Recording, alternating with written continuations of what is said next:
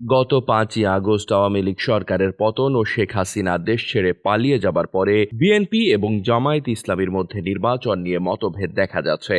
জামায়াতে ইসলামীর নেতারা বলছেন, নতুন কোনো রাজনৈতিক দল আসতে চাইলে সেটিকে তারা সাধুবাদ জানাবেন এবং বিষয়টি নিয়ে তাদের চিন্তার কোনো কারণ নেই।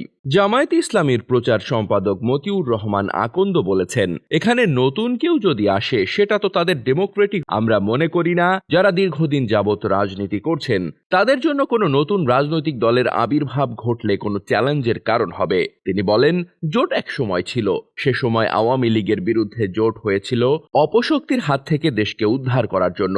এখন যেহেতু সেই অপশক্তি ক্ষমতায় নেই, সঙ্গত কারণে জোটের কোনো প্রয়োজন নেই। যারা যে অবস্থান থেকে রাজনীতি করছে, কেউ কাউকে চ্যালেঞ্জ মনে করা বা প্রতিপক্ষ মনে করা ঠিক নয়।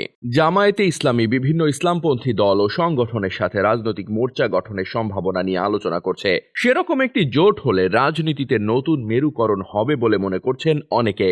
আকন্দ আরো বলেন, কোনো রাজনৈতিক মোর্চা বা নির্বাচনী ঐক্য করার আলোচনা এখনো হয়নি। আমরা পরস্পরের সাথে মতবিনিময় করেছি, ঐক্যটাকে বেশি গুরুত্ব দেওয়া হয়েছে। এখানে কোনো রাজনৈতিক কিংবা নির্বাচনী জোট করার কোনো আলোচনা হয়নি। নির্বাচন নিয়ে জামায়াতে ইসলামী কোনো তাড়াহুড়া করতে চাইছে না।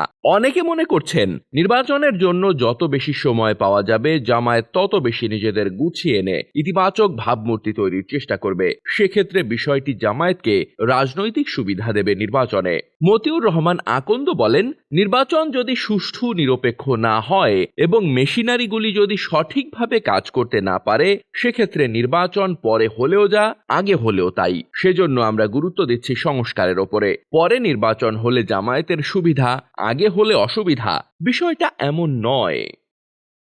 ডেস্ক রিপোর্ট, বার্তা বাজার।